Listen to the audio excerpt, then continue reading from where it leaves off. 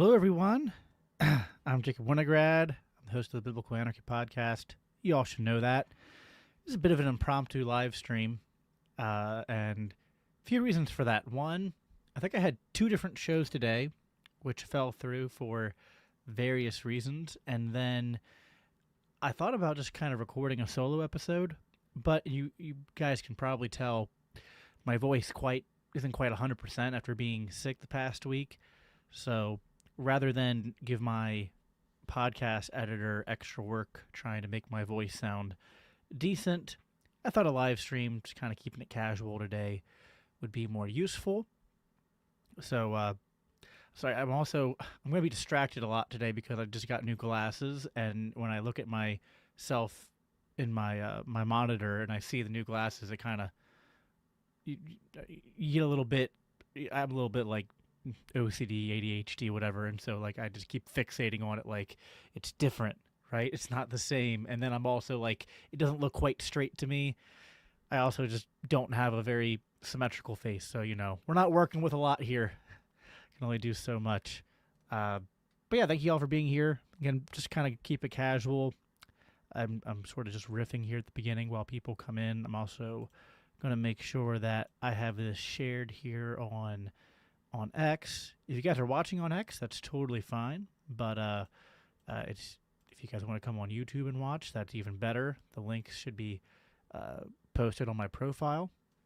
It all looks good. Your mustache looks great. Yeah, it's I'm growing the beard out, and I trimmed the mustache around here, and my wife does all my haircuts. So I mean, she went to beauty school. Well, she didn't really have much practice cutting men's hair. The only men's hair she's ever cut has been mine.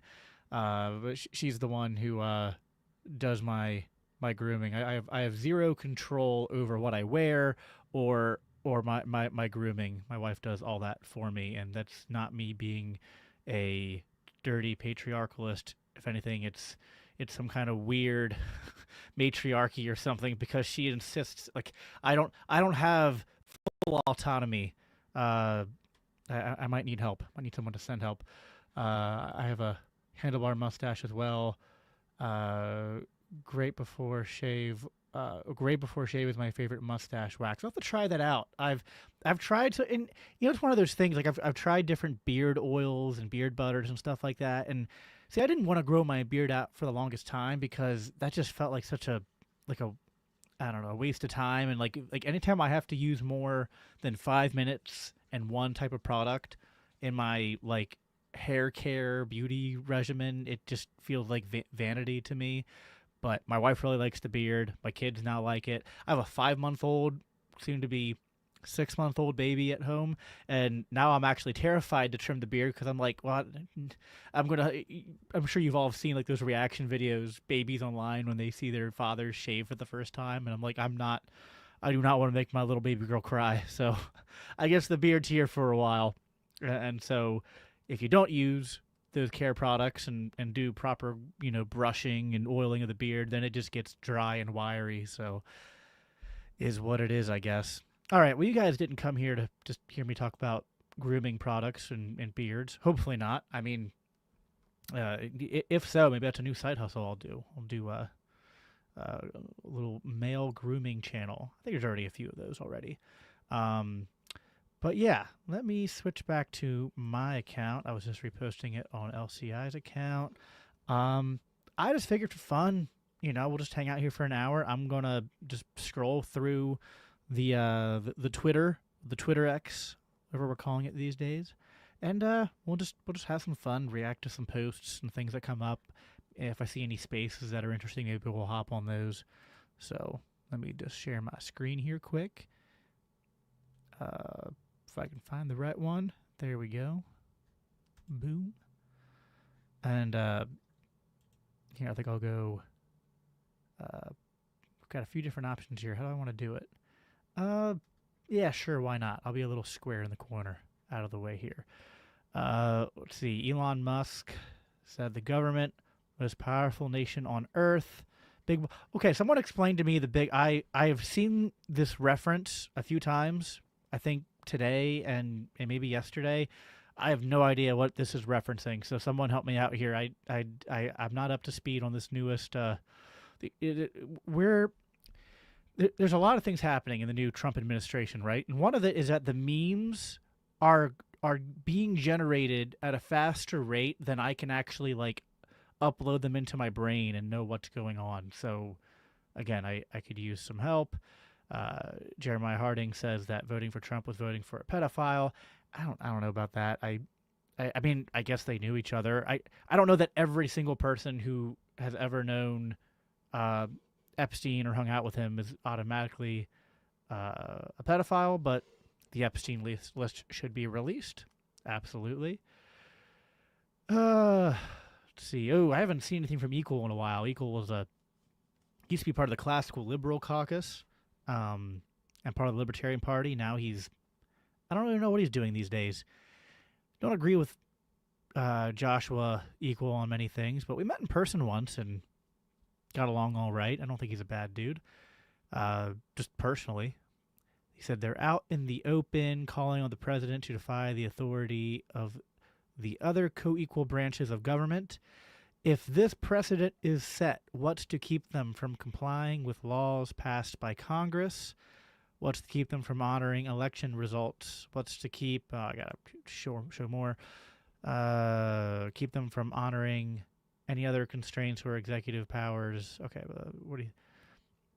so he's quote tweeting Tim Pool saying defy it to, who is the quote tweeting Charlie Kirk saying a New York judge, Paul Engelmeyer, just forbade all political appointees, including Treasury Secretary Scott Bessent, from assessing Department of Treasury data, all based on Blue Anon conspiracy theories. Yeah, I'm going to be honest. This is totally, I'm not even sure. I'd have to go do some digging on this. I can't give you, Equal says some things I disagree with and like to react to sometimes, but that's just not a good one. Let's find some funny ones. Here we go. Babylon B. Excited couple closes escrow on a dozen. So have egg prices really gone up that much? It's like I do all the grocery shopping for my household, and maybe they've gone up a little bit, but not like I buy in bulk. Like I go to like Sam's Club or BJ's, and I haven't noticed the egg prices increase that dramatically. So I don't know. Oh, let's see. James White responded. He said, "This is only slightly exaggerated. Hit the store yesterday and stood there with her mouth open. I saw that the normal brown eggs I bought were $1 per egg." So, yeah, no, I've not seen. I buy brown eggs, and they're not $1 per egg. I have no idea where. So maybe this is localized. Like maybe some parts of the country. Even I was at my local grocery store the other day. It was like $5-6 a dozen. Whereas if you buy in like the bigger containers, like if you're at like BJ's or Sam's Club, I think just today before I got home today I was at Sam's Club, and I think the unit price on the eggs I bought was $4.61 a dozen. So, I mean, far be it from me to deny that there's some government inflation going on in prices, but I just haven't noticed eggs go up dramatically like some people are complaining about. Okay, this has been funny. I want to talk about this. Heidi, I actually don't know how to pronounce Heidi's last name. Is it Briones or Briones? Sorry, Heidi. I've just never heard your last name pronounced. I don't know Heidi, but we're friends on X and friendly. But she's responding to this thing, which I'll go click on that. I've seen this come up a while. Isn't this really interesting, right? So like, I hear from certain libertarians who it's not very persuasive to me because I'm not really down with the whole rainbow flag brigade and propaganda. And so when they're like Trump is transphobic or anti-LGBTQ or whatnot, or even when they're critical of certain libertarians for being that way, it's like, okay. But when they're criticizing MAGA for it, it's like not only does that kind of fall on deaf ears with me because that's not my primary concern unless the government was literally oppressing them, which I don't think they are. But So yeah, there are some people in conservative circles, I guess, and MAGA circles who, like this guy here, uh, really, really hate gay people. Whereas, like, I think homosexuality is sinful, but I'm not exactly like I need to cancel gay people from libertarian circles or anything like that. Like, I know gay people in libertarian circles, and I'm like I have a good friend of mine. His name is James, who's been on the show a couple times, and he's openly practicing uh, homosexual. And I mean, he knows my stances on it, but it's not like I'm out. It's like so. Anyway, uh, so yeah, there's some people who try to do that, but then like the response to this guy was mostly because they're going after Scott Pressler, and I forget the other guy's name, but these are like gay Republicans, guys who joined the whole MAGA movement, and like Scott was very on the ground involved in sort of like getting people registered to vote and voting Republican, voting MAGA. And like, so, I mean, he obviously, even though there's some people who are discriminating the, gay people in conservative spaces, the response was mostly like people shaming him as you see this. So I don't know. Like, and a lot of the comments are like, MAGA has no problem with the, so it's like, I don't get it. Right. Like this whole thing, like to some extent, I could almost, as a Christian, as a conservative, in my social views, right? I could use this as a criticism against MAGA. Now, I wouldn't go as far as what's his name, Antunes is his handle. I wouldn't go as far as him to like call this out and call it disgusting and like that's just not my. I don't think that's a Christian response to homosexuality. Like I don't think you see two gay guys together that we should clutch our pearls about it necessarily. But but I could use this as a criticism towards MAGA to say, hey, like not only are they not anti-LGBTQ, but they might be more tolerant than perhaps they should be. Or you could at least make that argument, right? I'm not saying I would, but I'm kind of torn because I don't want to normalize, I guess, like views on sexuality that I think are contrary to what the Bible teaches.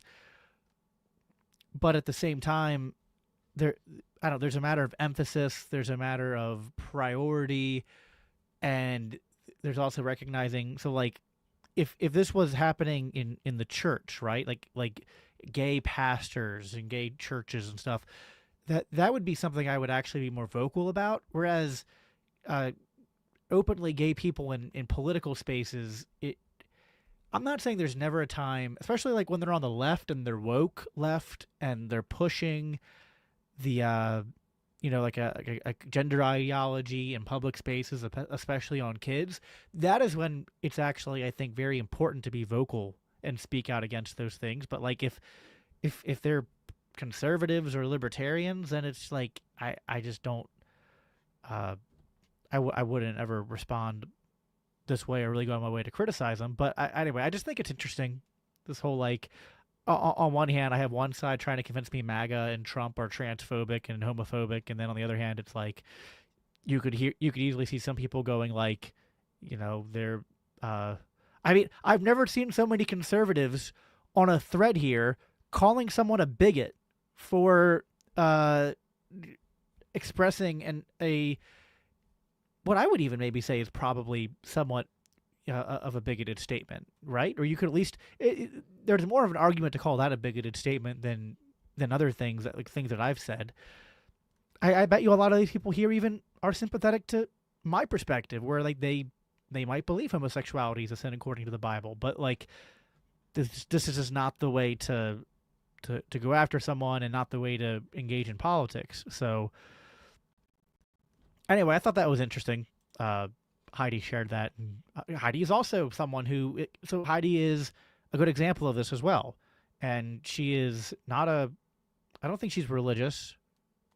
I could be wrong, but she's like libertarian-ish, conservative-ish, and but she's an open practicing lesbian, and I mean, I don't go out of my way to go on Heidi's posts if she posts a picture of her and her partner and like quote Bible passages at her or go like, your open expression of being gay is disgusting and you're not a libertarian or you're not a. It's just anyway. A lot of complexity there, but it is interesting. I think that I guess at the end of the day that you have one side saying MAGA is transphobic, homophobic, bigoted, and then you see this. It's like doesn't really quite match with reality at the end of the day.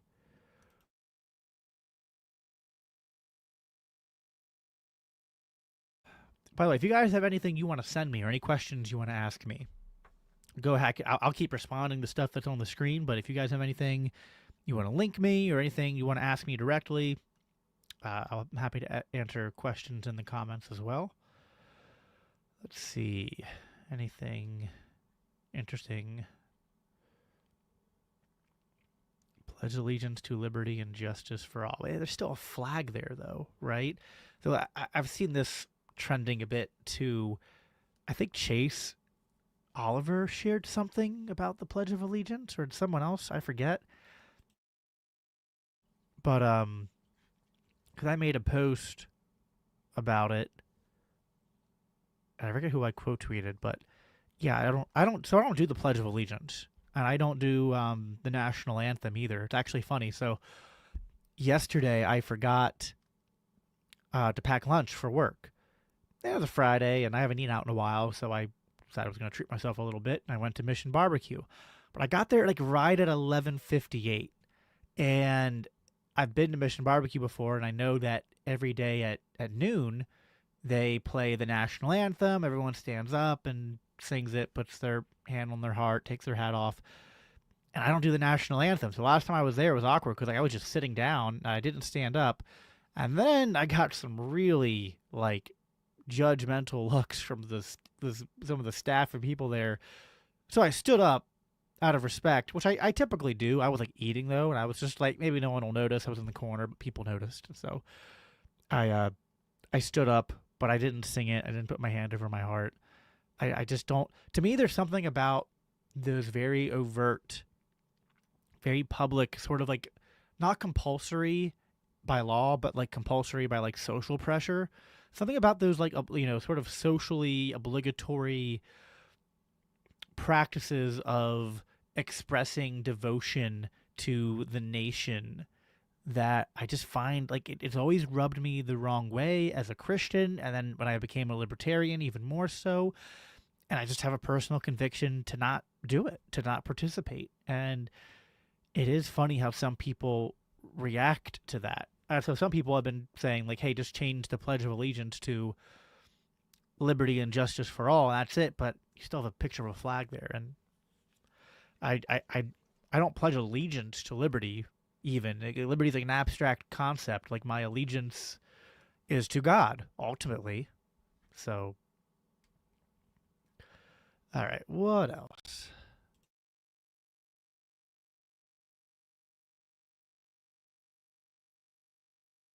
All right, Trump. Okay, full stop. Trump is not the closest thing we have had to a libertarian. He is not even remotely libertarian. If you were so content with your vote for him, maybe don't lie about him to make him seem better. Good talk. Okay. So what is the closest thing we've so I don't necessarily agree or disagree on the face of this comment, but I guess my question would be what is the closest thing we've had to a libertarian in the White House? And I guess like by what time period are we evaluating this on? In my lifetime, I don't know who I would say. So my lifetime is Clinton, Bush, Obama, Trump, Biden, Trump. I'm not sure. I mean, all of them fall short. Even Trump, and even with some of the good things he's done in this second term, he's far from libertarian, right? But just the statement, the closest thing we've had to libertarian, like, I don't know, like what's the closest thing we've had to libertarian in my lifetime? And what's your lifestyle? I don't know. Like I need to. I guess I need to hear more about what their point is and how they're by what standard are they evaluating this?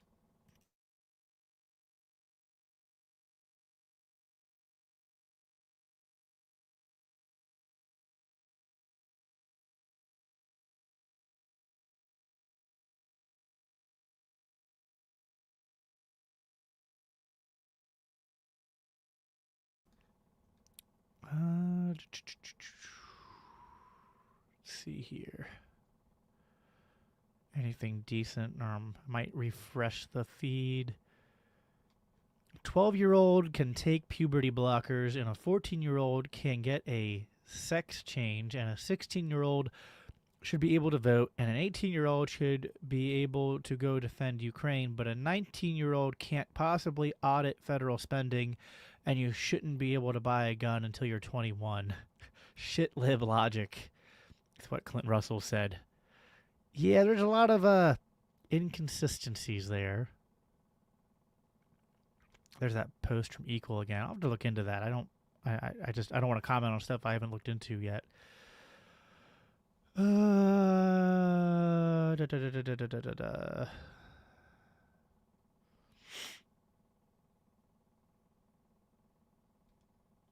Yeah, I think I saw Elon quote tweet something from Ron Paul again, and he's still doing it. You know that was, I don't know if you guys remember, when I decided to vote for Trump, it was because of this, and I'm so happy that he is still doing it. Listen, at the end of the day, I care about the promulgation of good ideas, of good arguments, and that's, you know, obviously the gospel, but I also care about libertarianism. I care about the ideas of liberty, of Austrian economics, getting into the mainstream. And so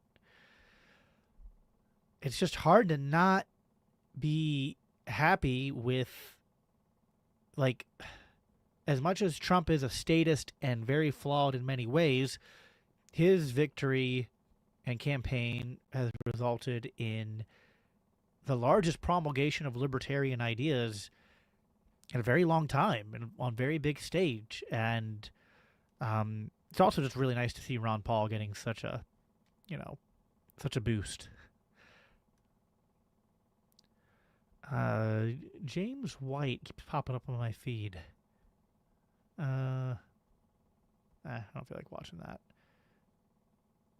Oh yeah, here we go. Paula White is terrible, man. That so here's some of the bad from Trump, right? Oh man, like that what's the name of that position they gave her? And I gotta look it up because I don't remember. Paula, oh, I can't type.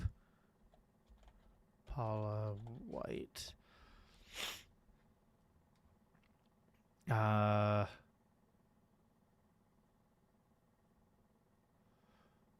Someone say what position? I don't even remember if it was a. Oh yeah, he's creating the White House Faith Office led by Pastor Paula White. Ugh.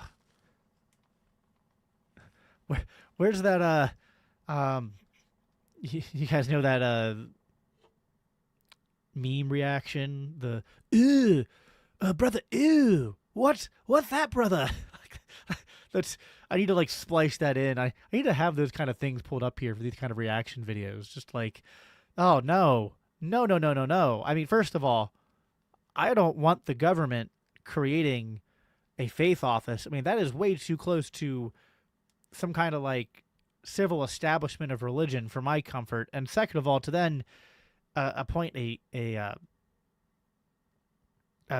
mean, I don't believe in female pastors, but then her just particular views. I noticed that there's that like really awful quote, cringe quote from her, like 2019, where she's like, saying no to Donald Trump is saying no to God, and just, oh man, that made my blood boil.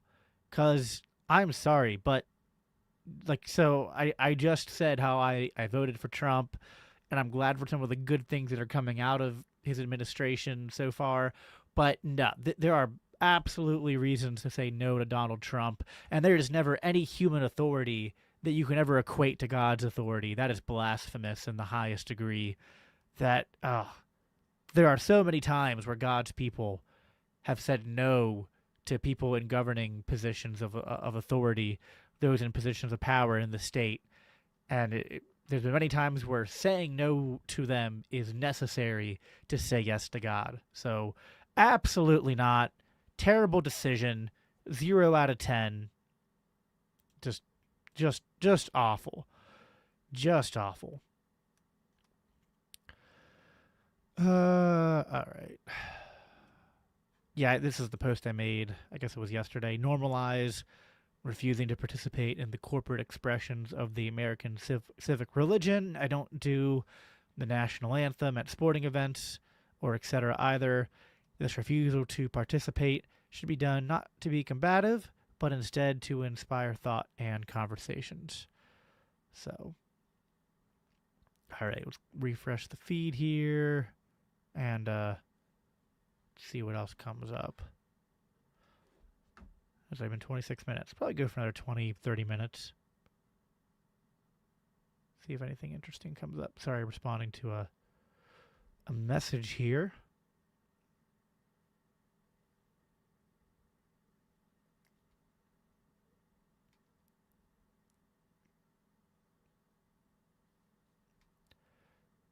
Tax reform is... See, this is a bad... What do you mean too many loopholes?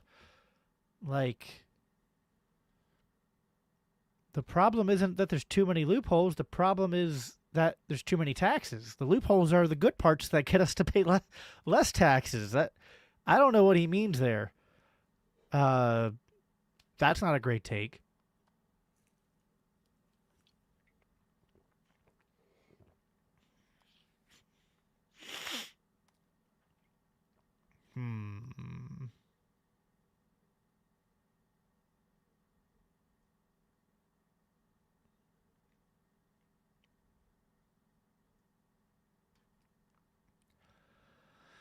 Oh boy, this guy. Joel Webbin. All right, fine. Enemies of Christ attempting to ruin the lives of faithful men. I don't even know. This is getting into drama I'm not even aware of. But Joel has some very cringe takes. Oh, man. Pearl Davis. She's got some weird hate fetish for pretty much any woman except her. This whole Nala thing. Like, Nala was recently back on the Michael Knowles show addressing some of her criticisms. So I don't know what I think about that. On one hand, it seems to me that there can be some good from someone like Nala, who used to do OnlyFans, having a testimony of why that was bad, coming to Christ and trying to warn other women not to do it, helping people who have made mistakes to come to Christ. Like, I can see the potential there. I don't like when she so quickly as a baby Christian is going out there and providing commentary on what the Bible teaches on certain things, because it's just, you gotta be careful. I try to be careful, and I've been a Christian for pretty much my whole life. But I don't know. But this whole, like, once a sex worker, always a sex worker. And she claims to be a Christian, Pearl. It's like, I'm sorry. Like, do you believe in the power of the gospel, or do you not believe in the power of the gospel? Are we new creations in Christ, or are we always condemned by the sins we've committed? So I'm not a fan of the things she says. No.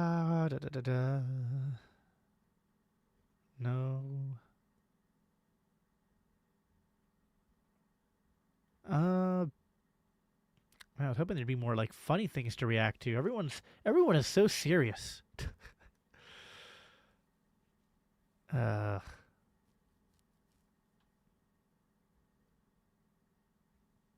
let me see. Are there any spaces worth hopping in on?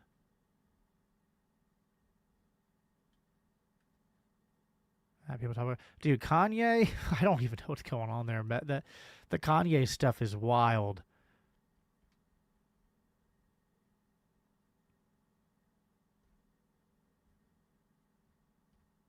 Man, there is just not a lot of All right, maybe we should try something that's not X. There's just not. Everyone's so like. I guess I can do some commentary on serious stuff the entire time, but I was hoping for just some memes, man. Just all right.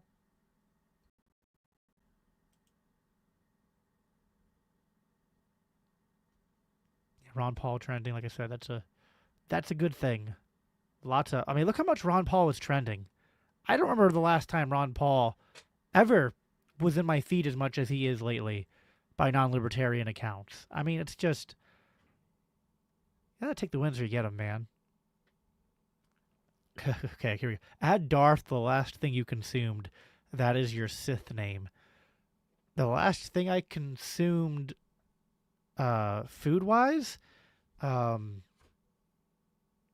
think, I guess food-wise, the last thing I ate was, enchiladas. Darth Enchilada. Sounds like a racist joke.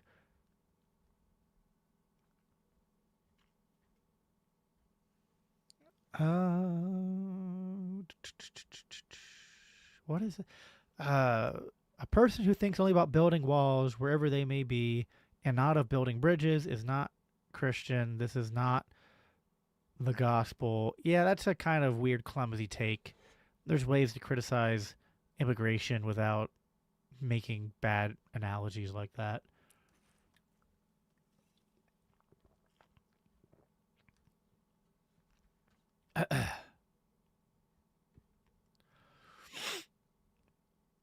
Man, there is just nothing funny today.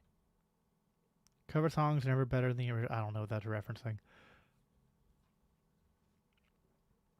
Well, what can we do? Maybe, no one has any questions in the comments. Maybe instead of, here, let me stop sharing. And maybe instead of X, maybe I can do some TikTok reactions.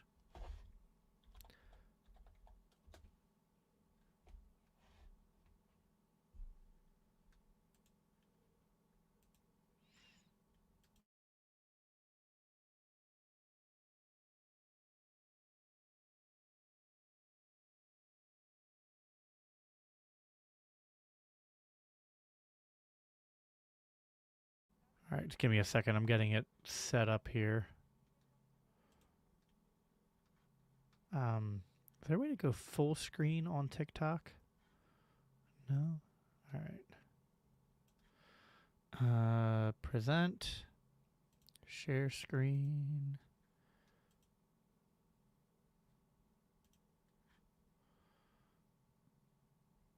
All right. Don't you want me like I want you, baby? Don't you? Do you guys think trans women still need? Tell me about being. Do you guys think trans women still need to get prostate exams? Yeah. Do you think like the doctor plays along? Like, do you think a trans woman walks into the doctor's office and the doctor's like, "All right, ma'am."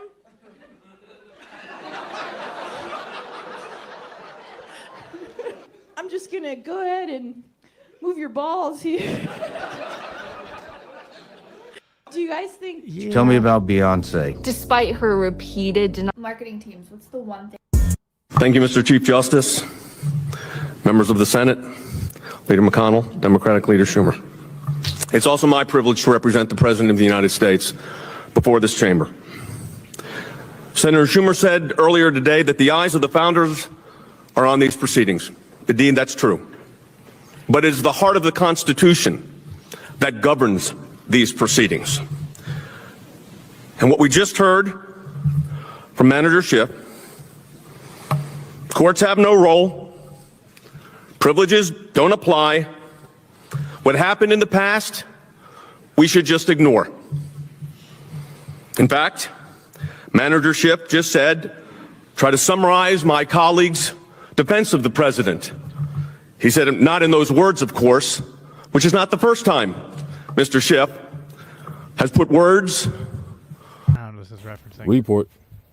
First on, echo.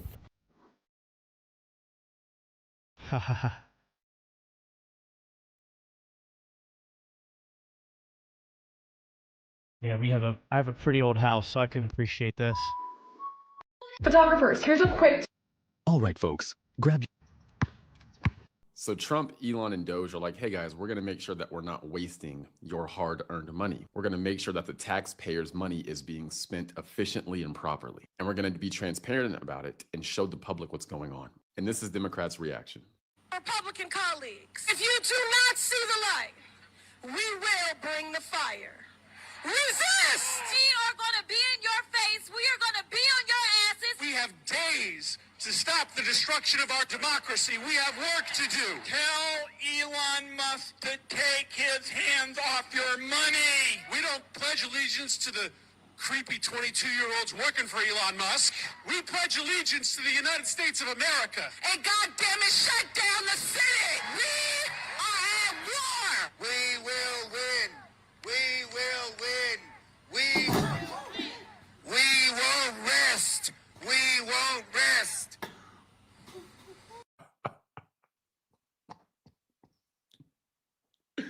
Somebody needs to get Chuck Schumer. What is this? Even part of the panel on CNN was laughing at him. You know it's bad if part of the panel on CNN is laughing at you. This is the party of love, tolerance, acceptance. All of this because Doge is going to go through and make sure that taxpayers' money isn't being wasted. But it might be more than that. Today it's been revealed that the US government has actually been paying Politico, and Politico leans to the left. You know, there's a saying, a hit dog hollers. All these people are out hollering right now. The Department of Government Efficiency is over the target. Democrats are terrified. This is why they're acting out of their skin. If the right was saying the things that they're saying and acting the way they're acting, the media would be saying they're inciting violence, their rhetoric is violence, they have violent actions. These people don't trust our democracy. They'd be saying all these things about them, but the left does it and they're more or less silent. Just funny how that works. But the good thing about it is people are waking up to it. So Trump, Elon, and Doge are like, hey guys. Mold is at an all-time high today, which is the one thing I am allergic to. Bro, one thing's for sure, two things for certain. As soon as I say my business has grown. These are the highest earners by ethnicity. Number one, Indian Americans. Average dual median income, $120,000 per year. I know that's nothing in the Bay. I heard a guy, wow. Number two, distant second.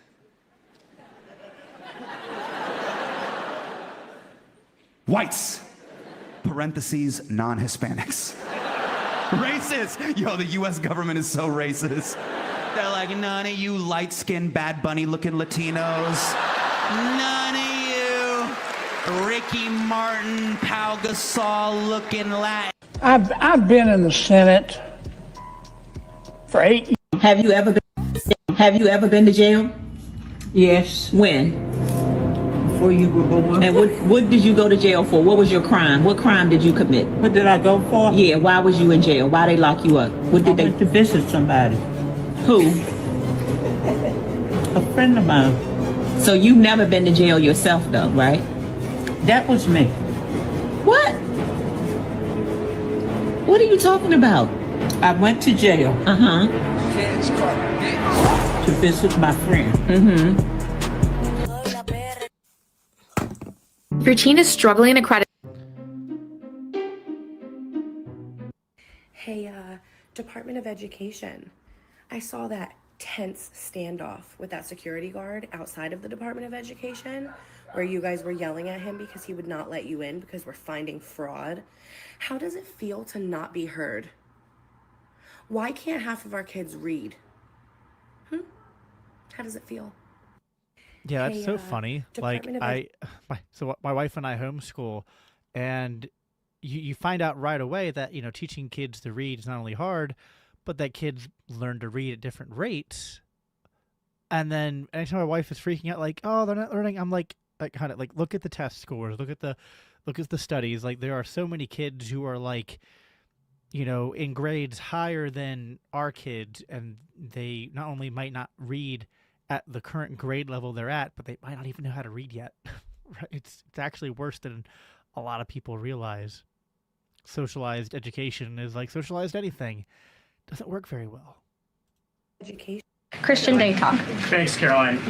Just real quick, you mentioned the inflation executive order the president signed, but egg prices have skyrocketed since President Trump took office. So what specifically is he doing to lower those costs for Americans? Really glad you brought this up, because there is a lot of reporting out there that is putting the onus on this White House for the increased cost of eggs. I would like to point out to each and every one of you that in 2024, when Joe Biden was in the Oval Office, or upstairs in the residence sleeping, I'm not so sure, egg prices increased 65% in this country.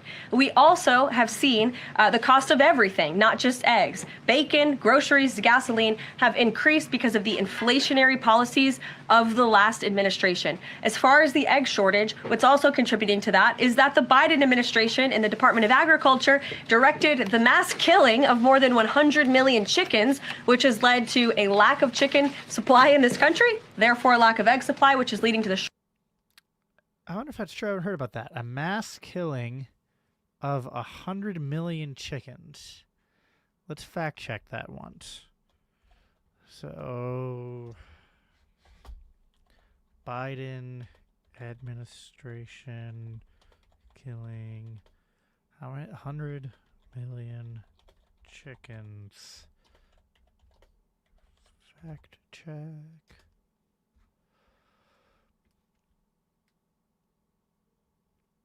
Actually, I think I heard because there's avian influenza outbreaks, so maybe that was why. But that was in 2000. That was early, I think I heard about it happening. There was some other virus that broke out recently.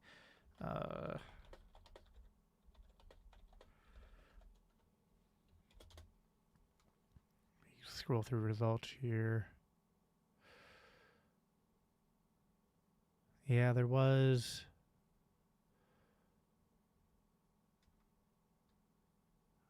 So in early 2025, reports indicated over 100 million egg-laying chickens had died or were culled since 2022 due to avian influenza.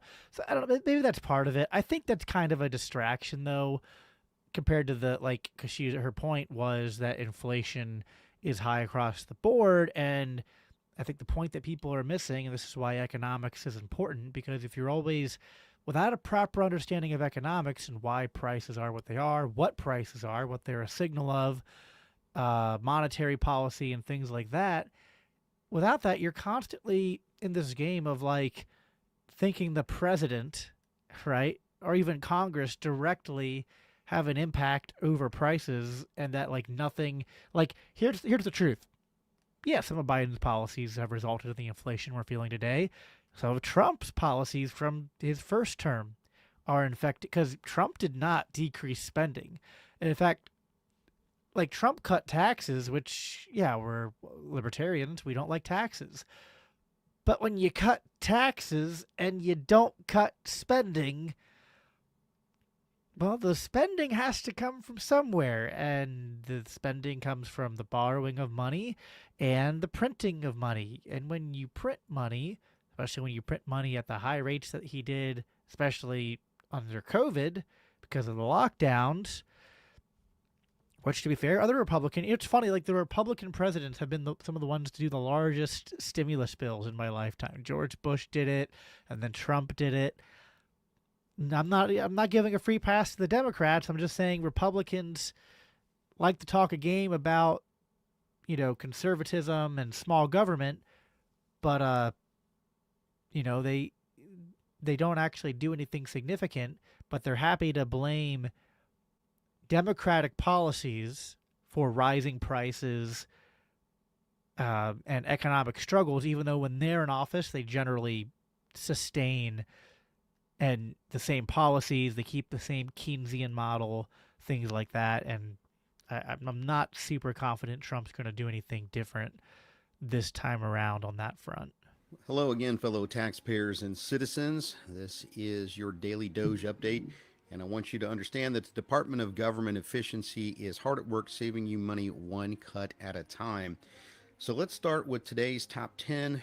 Number 1, the Federal Bureau of Advanced Stapler Engineering. And at $1.7 million annually, their mission was to create the ultimate stapler that never jams. Elon had his engineering team step in. They've created a brand new stapler that will never jam, and that department has been eliminated. All right, number 2, the National Institute for Memo Formatting Standards. That's $1.2 million a year we would spend to develop an official government memo format. Doge has done away with that funding as well. We'll just keep it simple and save some millions. All right, number 3, the Bureau of Desk Plant Placement Optimization. We're spending $800,000 annually to study whether a fern or a ficus improves workplace morale. Gone. You're welcome. Employees can now pick their own plants and make their cubicles the way they want them. All right, number 4, the Commission on Conference Room Chair Synchronization. I don't know what the hell that's all about, but it was $1.5 million a year to ensure every chair in the meeting rooms across federal government all swiveled at the same rate. The funding has just been deleted by Doge. We don't need that anymore. Number 5, the National Punctuation Integrity. So I feel like people have heard about this before Doge, but Doge is maybe making it more popular now. But yeah, I mean, at least I think it's always been common knowledge that you can get government spending, and funding for all sorts of really dumb, really you're like, really, the government's going to spend money on that? And I've often made the joke that I want to get, a government grant to do investigation on shopping carts. Why do shopping carts wheels wear in such specific ways that no matter, it's I always have the worst luck that I'll get a shopping cart and you get the shopping cart with the one wheel that every few inches has a weird bump in it. So it's it's duh, duh, duh, duh. And then the faster you go, duh, duh, duh, duh, duh, duh, duh, duh, and it's shaking the whole time. What causes that? How do we prevent that? How do we make a better shopping cart? Anyway, but yeah, the point being, there's a lot of probably the federal government's money, and this is just millions of dollars being saved, which, let's be honest, in the grand scheme of things, I guess it's good this stuff's being cut, but our government, we're trillions of dollars in debts, and saving this small stuff, doing these tiny little cuts here, $1 million there, $1 million there. I'm not saying don't do it, but don't act like that's actually going anywhere near far enough. This is kind of you have a major infestation in your house of plants, forestation, stuff like that, and you're taking scissors to it rather than vines and what, you're in the jungle, right? And you have a bunch of vines you got to cut through, and you're using a tiny little steak knife rather than a big machete or something. It's not the rate of cutting we need to be doing. Don't ever tell me that Republicans or Trump or any Republican gives a rat's ass about children or the American people. They just cut a deal to cut funding to children's research for cancer. That's disgusting. No, what's actually disgusting is that people like you would actually use a topic such as child cancer research to gaslight people into being upset, thinking that the Republicans did something wrong. You could have done a little bit of research and found this website called congress.gov. And on that website, you would have found the standalone bill called the Gabriella Miller Kids First Research Act, which is child cancer funding. And you would have also seen that this bill was first introduced in March 2024, where it passed in the House, where the Republicans held the majority. But for some reason, it was never voted upon in the Senate, where the Democrats held the majority. So don't act like you give a shit now because it was taken out of a bill that had to do with keeping the government open. Because when you had the chance to vote on it back in March, you just let this bill disappear when it was a standalone bill. And now you're sitting here with a straight face trying to tell people that the funding was cut, when all that really happened was it was removed to be voted upon at a later date. So maybe next time you guys have the opportunity to vote on it, you'll do the right thing instead of bringing it up now, acting like the Republicans did.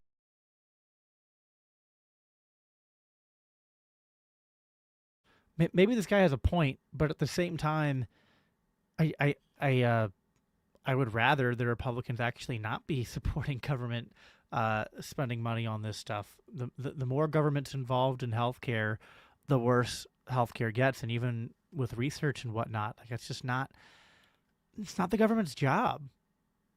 Private institutions are going to do better jobs at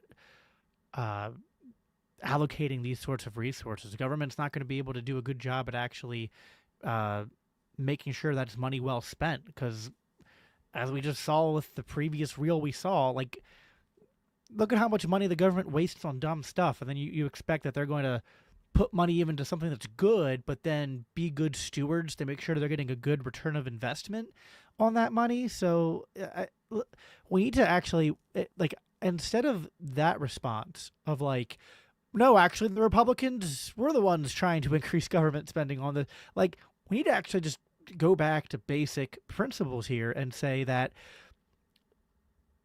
it's not the government's job to do this, and the free market can do it better, and to not cede the argument that, like, oh, anyone who's trying to cut government spending that's going towards children or the sick or the elderly, that, like, automatically then, like, you're the bad guy if you're the one doing those cuts, because those cuts need to happen as much as other cuts do. And I already see a lot of people, even some libertarians, complaining like, oh, why is it the cuts are always, first towards the people who are, the most needy? And I'm not even saying that our priority should be to cut those things first, but we need to be willing to cut those. And there are good arguments for cutting them, and they don't come from apathy for people in bad situations. Story time. Switching.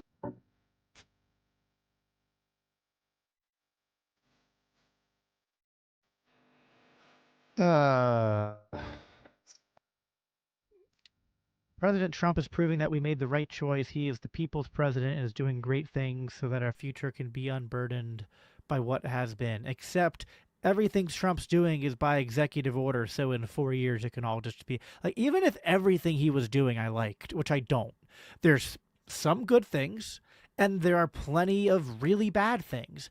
But even the good things he's doing can be pretty much immediately overturned in 4 years by more executive order and fiat. So no, Trump isn't some great savior here. And pairing this with a Christian message and Christian worship is actually bordering on making an idol out of President Trump and an idol out of the presidency, and it shows what a skewed view of politics, unfortunately, so many Christians and American Christians have, where they view their Christianity through this lens of partisan politics. Maybe they've evolved to something different now, and it is a valid concern to wonder, like, okay, maybe it's good to eject partisan loyalty, but now I'm worried that loyalty is not being attached to just the gospel and Christ's kingdom, but now it's being latched onto a man, and this man is sort of a, like, especially it's so funny, like, when Protestants, which I'm a Protestant, but evangelicals and Protestants will, like, make really bad criticisms of the Catholic Church and be like, or maybe even good ones, like saying, like, we don't need a priest because Jesus is our high priest, and, like, why would you, like, there's a risk of idolatry if you look to a man as someone who can, like fill the role that only Christ can fill. But then when it comes to politics, suddenly it's like, no, it's good that we have these strong men to come in and to, do these godly things. It's just, yeah, I don't like it. I don't think that's biblically sound.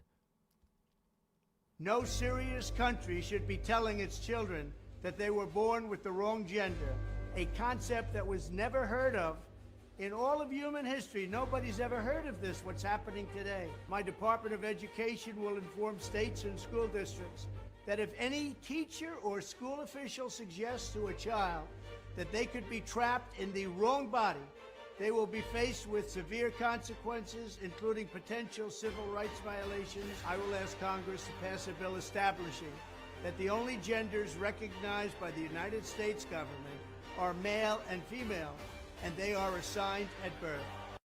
No serious country should be telling its children that they were born What kind with of the video wrong is that? gender. I don't even know, what's your reaction? You can't believe your ears and here's my reaction. I'm gonna get really close to the camera. What was that? Maybe I should do a TikTok channel and just act incredulous to something, and that was so weird. Now on the actual substance of the video, mixed bag. On one hand, I don't want the government involved in education at all. And this is one of those things where Trump is doing something by executive order which can just easily be undone in 4 years. So it's not a solution to a very real problem, which is that there are activists of certain,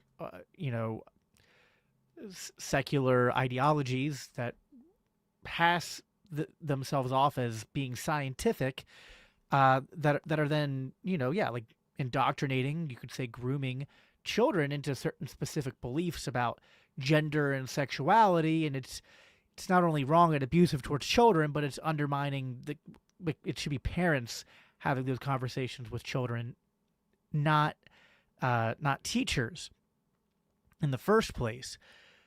But this is a bad solution to the problem. It is a statist solution to a statist created problem. And I would rather Trump follow through more with, hey, abolishing the Department of Education, and then let's work more towards advancing the cause of homeschooling and micro-schooling and maybe even school choice.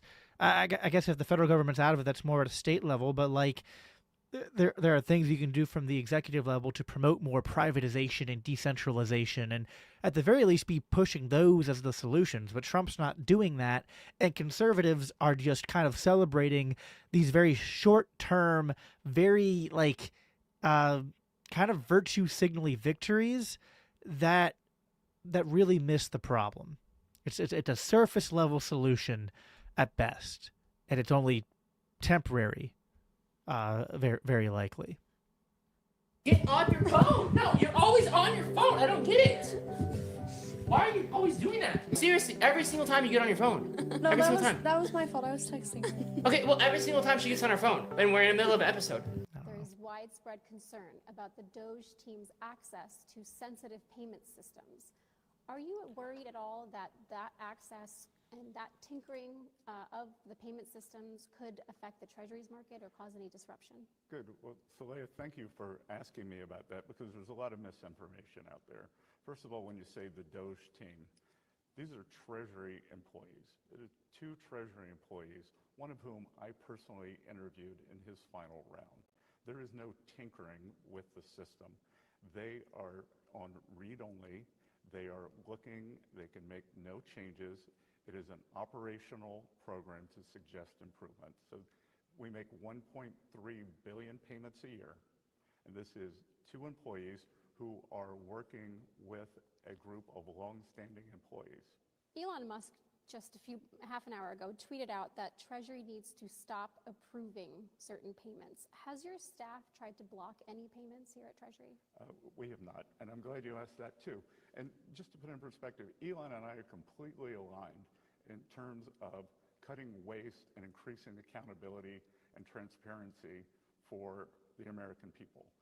I believe that this Doge program in my adult life is one of the most important audits of government or changes to government structure we have seen.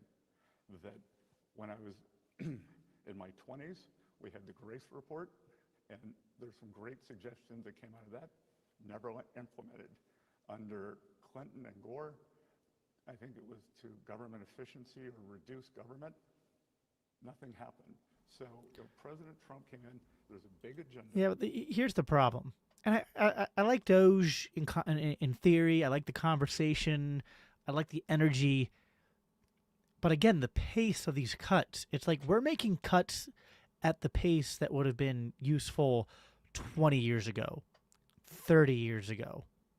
So, and I'm glad for the scrutiny being applied on USA. That's a bigger chunk of the pie. We need more cuts and reductions at that level than we do. We need all of it, but the big stuff should be prioritized.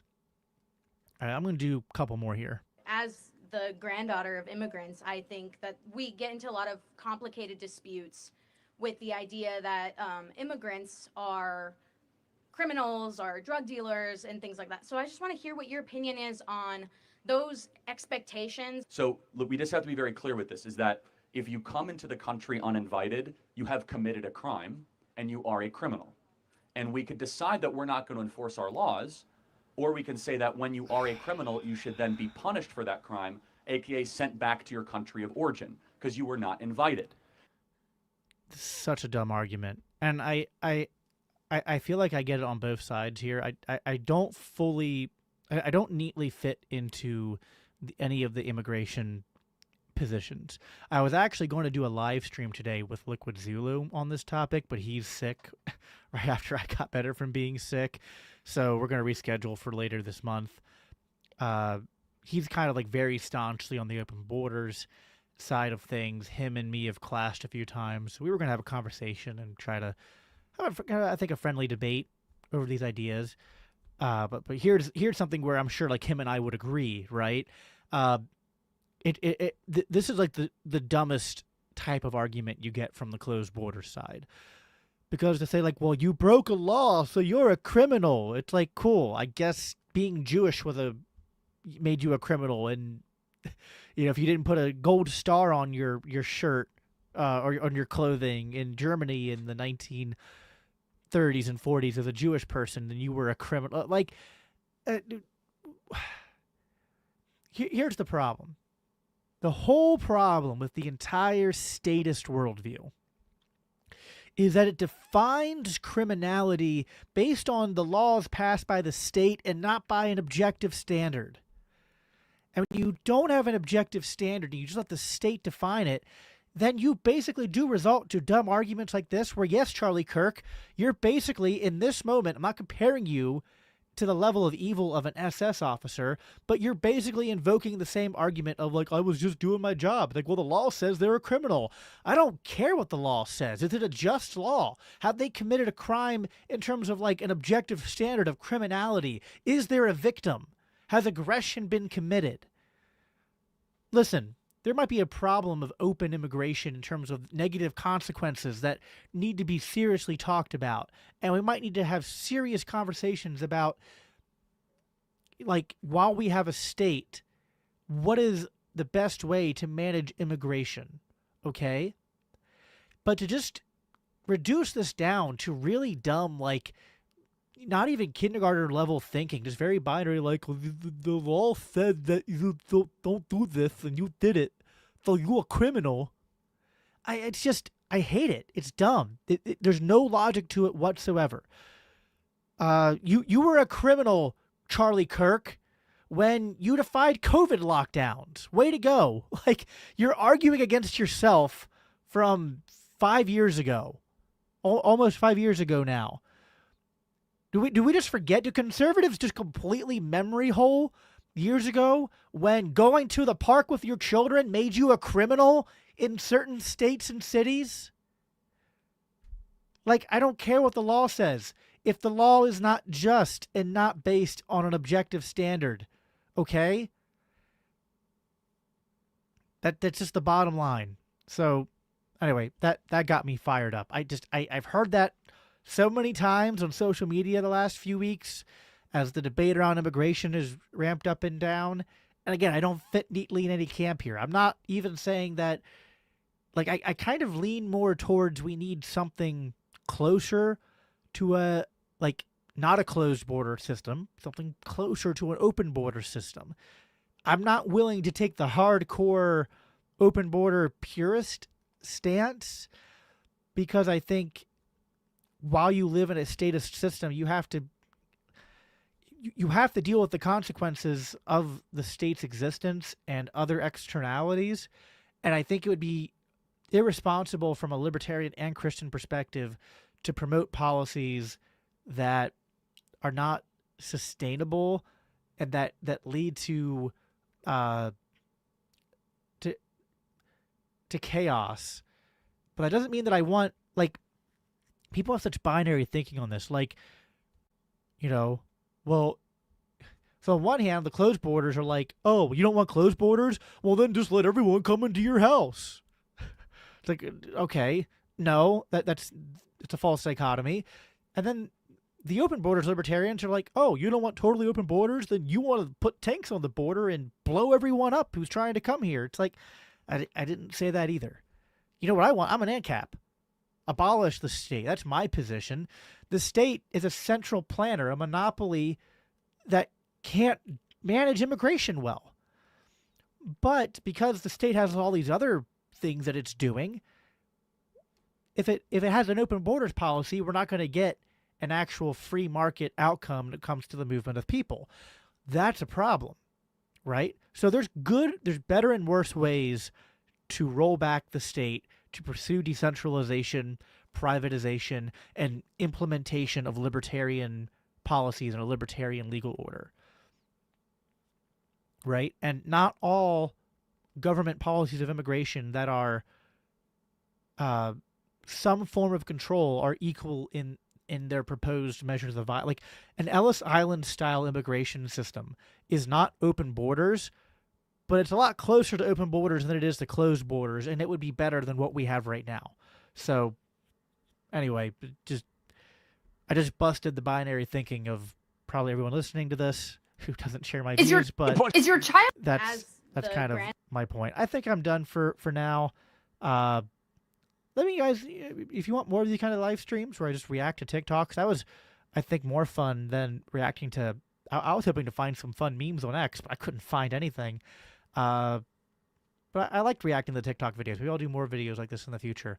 So yeah, thank you guys for hanging out with me for the past hour, and hopefully my raspy, cold voice wasn't too bad. If you're watching on YouTube, give this video a thumbs up. If you're on X, follow me if you haven't already. Make sure you check out the Libertarian Christian Institute, libertarianchristians.com, and if you want to listen to more of my content, you can go to biblicalanarchypodcast.com and subscribe to the podcast. And yeah, that's all I have for you guys for today. So as I always close by saying, live at peace and live for Christ. Take care.